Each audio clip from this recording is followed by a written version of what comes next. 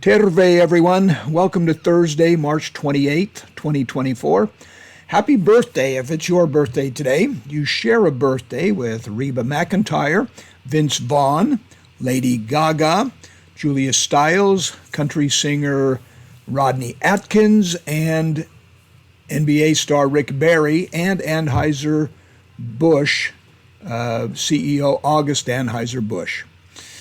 Sam Bankman-Fried has been sentenced today to 25 years in prison. He is accused of misusing customer deposits with the cryptocurrency FTX. Reports are that he covered losses at his hedge fund, paid off loans, and bought personal real estate with company money.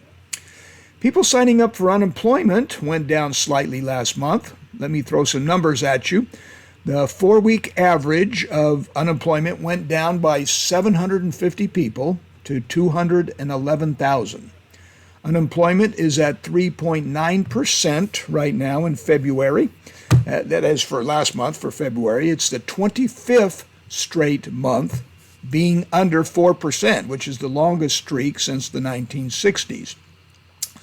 In Pennsylvania, a court of appeals has ruled that mail-in ballots must have a handwritten date on the ballot.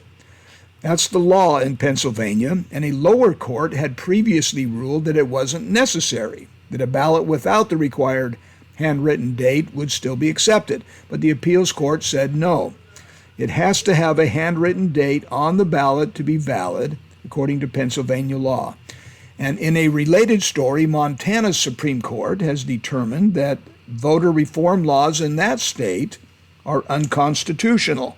The proposed law would have eliminated election day registration and eliminated university IDs as a valid identification source. China and the Philippines are having a minor dispute in the South China Sea. The Chinese Coast Guard used water cannons that injured several Philippine crewmen and heavily damaged their wooden supply boat. This happened in an area that 6 nations have overlapping claims to. China, the Philippines, Vietnam, Malaysia, Taiwan, and Brunei all claim they should be able to use this busy waterway that a lot of ships use to transport cargo. The United States condemned the actions by the Chinese Coast Guard. How would you rule if you were on the jury of this case? The president for Spain's national women's soccer team has been charged with sexual assault and coercion. The prosecutors are seeking 2.5 years in prison and a fine of at least 50,000 euros. Okay? They also want the president to not come within 200 yards of the soccer player he is accused of assaulting. The incident happened in broad daylight in front of thousands of people following Spain's win over England in a soccer match when President Rubiales planted a kiss on the player on the lips. The kiss can be seen on YouTube. Illegal border crossings are down in Texas, according to Governor Greg Abbott and the Media Research Center.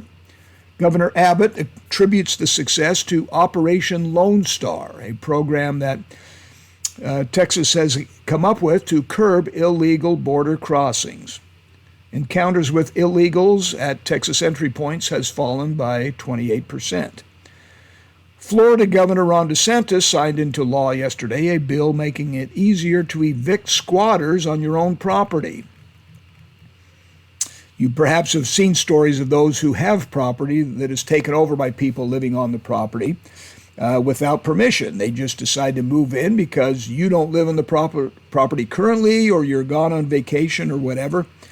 Most states have laws that making it extremely difficult in time and money to remove these squatters, but Florida's law allows law enforcement to act immediately in removing the squatters if they can't demonstrate that they have legal access to the property and a legal right to be there.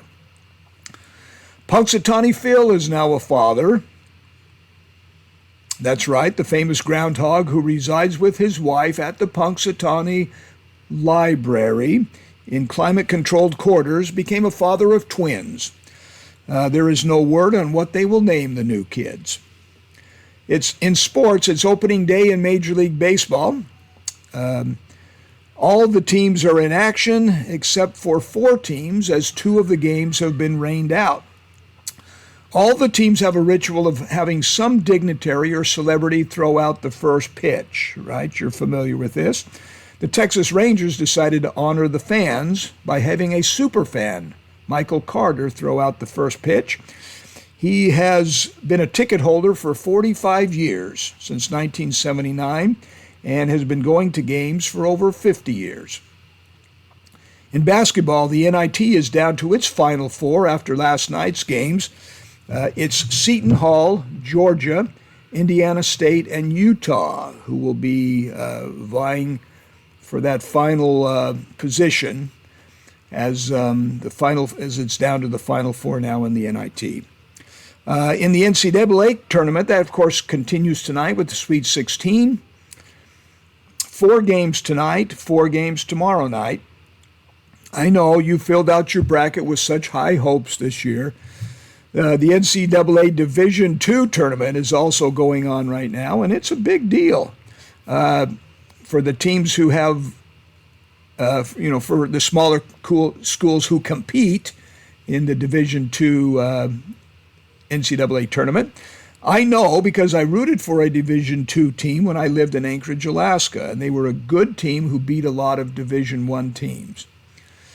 Today, Nova Southeastern takes on Cal State San Bernardino, and Minnesota State takes on West Texas A&M.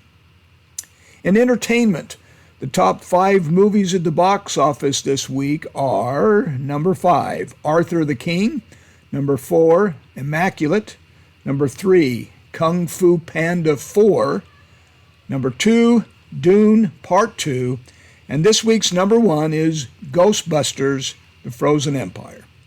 That's our report for Thursday, March 28th. I'm Joe Pratt. Make it a great day.